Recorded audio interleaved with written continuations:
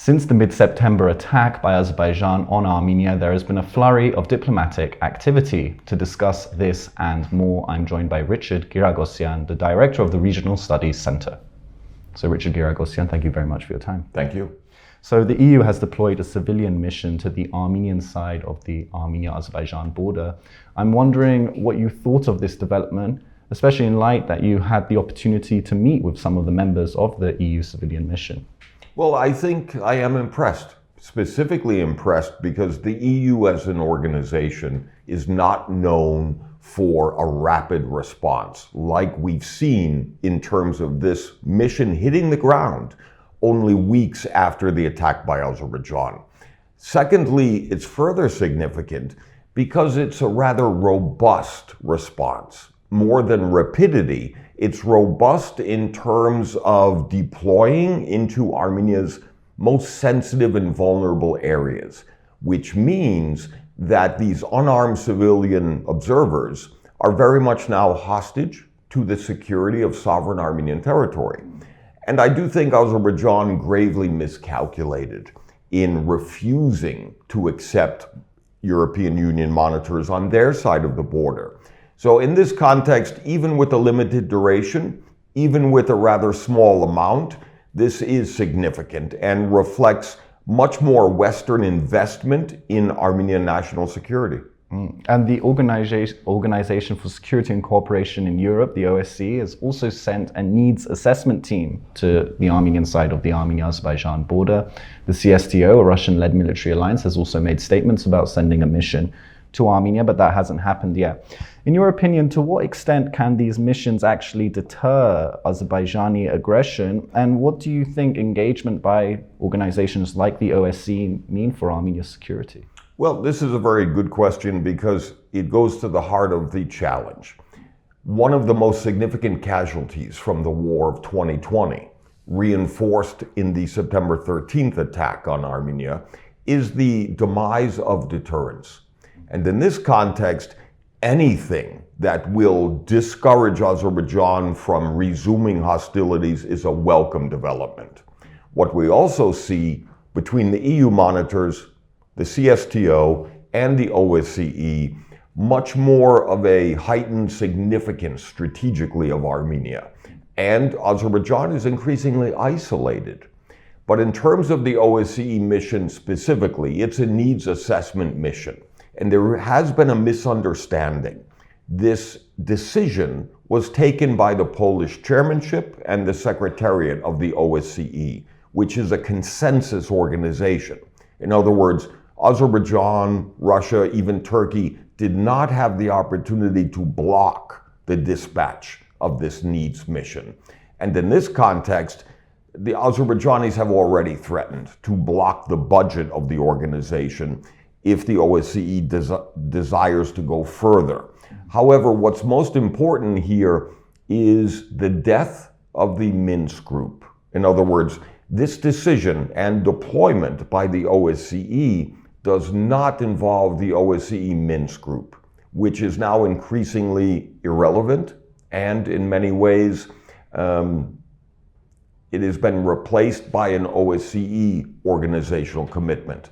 And what I'm referring to is the Minsk group has had and does have the opportunity and mandate to monitor and conduct its own needs assessment. But the decision in Vienna by the OSCE was not to utilize or engage the Minsk group. Okay, and some are advising caution with regards to US and EU engagement. Russia remains a critical security guarantor for Armenia and has critical security arrangements with Armenia. The Kremlin has expressed its displeasure with the EU civilian mission.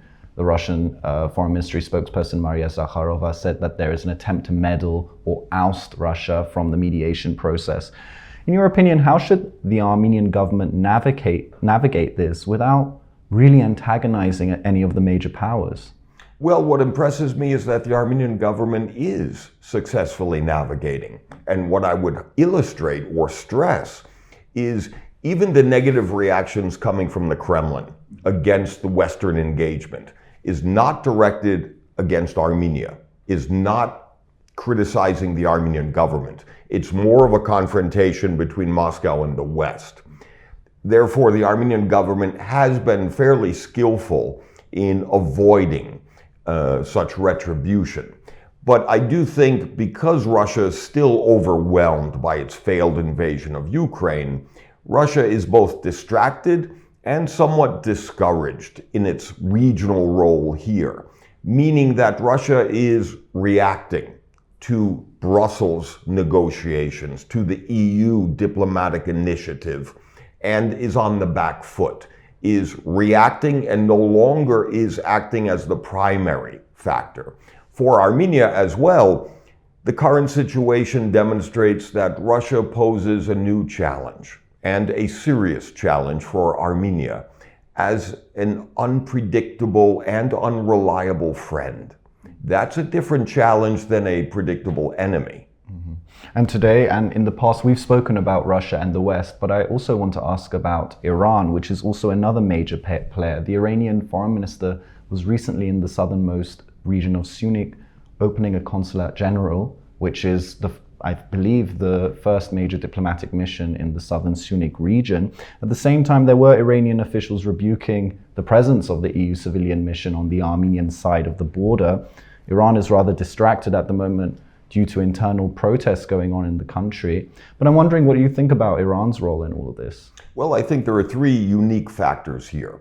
First is, of course, the opening of a consulate in Gapan in southern Armenia's Sunni region, coupled with second, the visit of the Iranian foreign minister, and third, perhaps more importantly, a sizable military exercise by the Iranian armed forces along their border with Nakhichevan and Azerbaijan.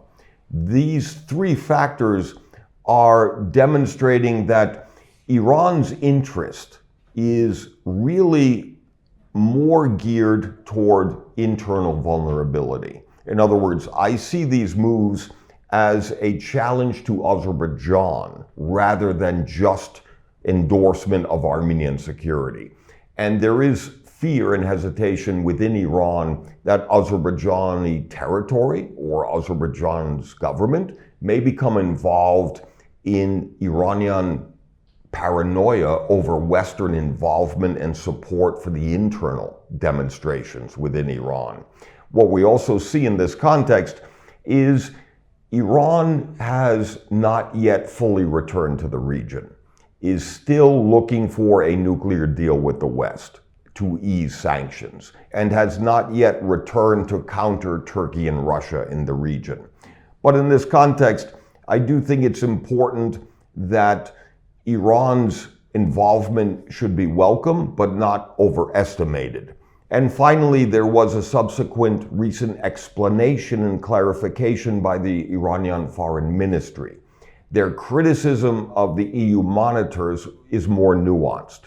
They were speaking against the concept or idea of Western peacekeepers, and not necessarily civilian unarmed monitors from the EU. So it is significant that they backtracked and actually explained or climbed down from their previous position. And last time we spoke, House Speaker Nancy Pelosi was just about to pay her historic visit to the country. The talk of the town was of US engagement. But since then, it seems like the limelight is maybe a little more on the European Union right now. I'm wondering, in your opinion, is the EU and the US in competition over having that main mediator role, or are they working quite in tandem with each other? That's a good question, but in many ways, it's based on an inherent cooperation, and there is no competition, largely because of the shared challenge from Russia. And in fact, if we look at US engagement, it's driven by a calculation of Russia more than Yerevan Baku. In other words, the engagement, the visit of the 82-year-old grandmother Nancy Pelosi is very much Pelosi's engagement and the Armenian caucus within Congress, and not necessarily a shift in the Biden administration policy. What's important, however, is the Brussels-Washington tracks are parallel in terms of not mediating, because this has little to do with Nagorno-Karabakh, but facilitating. offering a platform for dialogue and engagement between Armenia and Azerbaijan. What I'm concerned about, however, is that there's little attention from the West and very little interest from Russia in the day after. I'm worried about the day after any peace agreement is signed, given that it will ordinarily be based on asymmetry, weakness, rather than a sincerely negotiated agreement. I don't have confidence in the Azerbaijani side, which is still drunk with victory.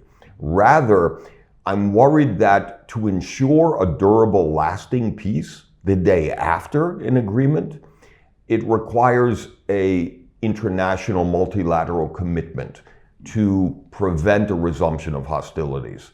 And this is where deterrence is the missing link. And a tripartite meeting is scheduled to take place between the Russian President Vladimir Putin and the Armenian and Azerbaijani leaders. Another scheduled meeting is believed to be in the works that will take place in Brussels. But many observers believe that Russia is attempting to reassert itself as the chief mediator. Do you think they'll be able to pull it off? I think yes. In other words, they are successfully reasserting themselves, regaining relevance after somewhat being marginalized. But I don't think they're necessarily going to take the primary role away from Brussels and Washington. Rather, it will continue to provide a third venue and a third actor, if you will, involved. Because after all, it is Russia's plan of trade and transport. It is Russian peacekeepers unilaterally deployed. Russia still has the advantage geographically and geopolitically. And earlier we were speaking about antagonizing Russia. I want to ask about the recent news that broke that a Russian deputy, Konstantin Zatulin, as well as the editor-in-chief of RT, Margarita Simonyan, were told their presence in Armenia would be undesirable. Does this really help the Armenian state? Could this make negotiations that involve Russia more complicated? What did you think when you heard this news? I welcome the news, specifically because both Zatulin and Simonyan were part of the problem, never the solution. And in many ways, they are serving in a unique role as useful idiots, as many call these pro-Russian, pro-Kremlin agents. And in this context, I think it's a demonstration of Armenia standing up for itself, sending a message to Moscow that Armenian insecurity, our challenges, the fact that we're in a state of war, cannot and should not be ignored by Moscow. That's what this ban is on. In other words, this is much more about Armenia-Russia and Russia's arrogance, taking Armenia for granted, and not necessarily just about Simonyan or Zatulin. Okay, well, Richard Giragosian, thank you very much for your time. Thank you. And thank you for joining us on CivilNet.